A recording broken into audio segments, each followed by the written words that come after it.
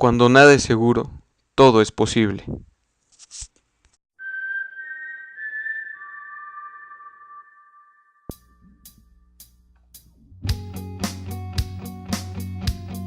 Cuando una persona se hace una herida, sangra porque se corta un capilar o un vaso sanguíneo. En condiciones normales, el organismo pone en acción su mecanismo de coagulación y la herida comienza a cerrar. Cuando un vaso sanguíneo se daña, este se estrecha de manera que fluye menos sangre. Luego, las plaquetas que hay en la sangre se unen y forman una especie de muro que cierra la herida. Por último, se forma una red de fibrina, mejor conocida como costra, creando un parche estable que evita la pérdida de sangre y renovación de tejido. En la sangre existen elementos necesarios para la coagulación, existiendo o no heridas. Los factores de coagulación son un grupo de proteínas responsables de activar el proceso de coagulación. Existen 13 factores. Estos factores se activan en cascada, es decir, uno activa al otro.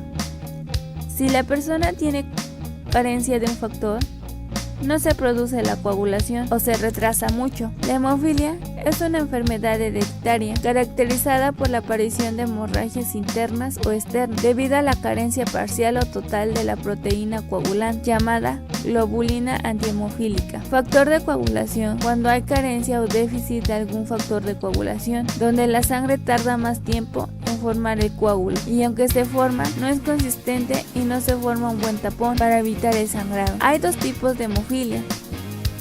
Una, la hemofilia A, que es cuando existe carencia del factor 8 de la coagulación. Hemofilia B, cuando existe la carencia del factor 9 de coagulación. Es una enfermedad genética que se transmite de padre a hijos. El análisis de los árboles genealógicos familiares en hemofilias A o B demostró que esta enfermedad solo se manifestaba en los varones relacionados por vía materna y que por tanto consiste en una anomalía hereditaria ligada a un factor del cromosoma X, herencia ligada al sexo. En cada célula hay 46 cromosomas, la mitad la recibimos como herencia de la madre y la mitad del padre. Existen dos cromosomas sexuales, el X y el Y. Las mujeres tienen dos cromosomas X y los hombres tienen un cromosoma X y un cromosoma Y.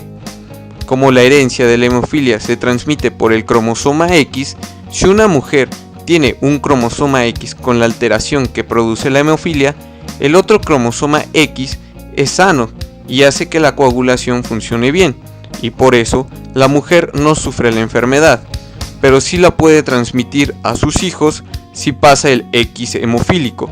En cambio, los hombres, al tener un cromosoma X que tenga la alteración de la hemofilia, no hay otro cromosoma que supla su función, entonces sufre la enfermedad. Por lo tanto, la mujer solo será portadora de la enfermedad y el hombre será el que la padezca.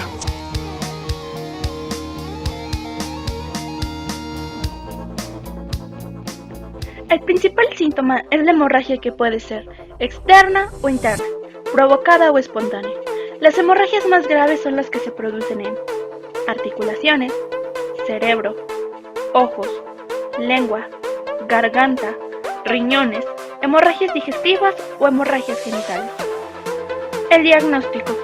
El diagnóstico del tipo de la hemofilia y su grado de gravedad se hace mediante la historia clínica y un análisis de sangre para la medición en el laboratorio, a través de pruebas especiales de coagulación de los niveles de los diferentes factores.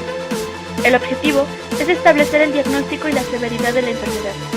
De acuerdo con ello, se decidirá el tratamiento más adecuado a seguir.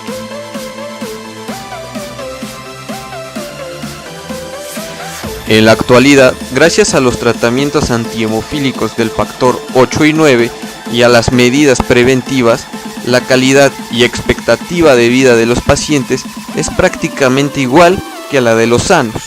En la actualidad, no hay algún tratamiento curativo disponible. Sin embargo, lo que se puede hacer es disminuir la tendencia hemorrágica, suministrando el factor de coagulación que falta. Actualmente, hay hospitales que ofrecen consultas para pacientes con hemofilia. El manejo adecuado u oportuno de la hemofilia se traduce en mejorar la calidad de vida para el paciente y de las complicaciones secundarias de la patología. No sabemos qué enfermedades existen. Solo cuando visitamos algún hospital vemos que realmente estamos sanos y todavía nos quejamos.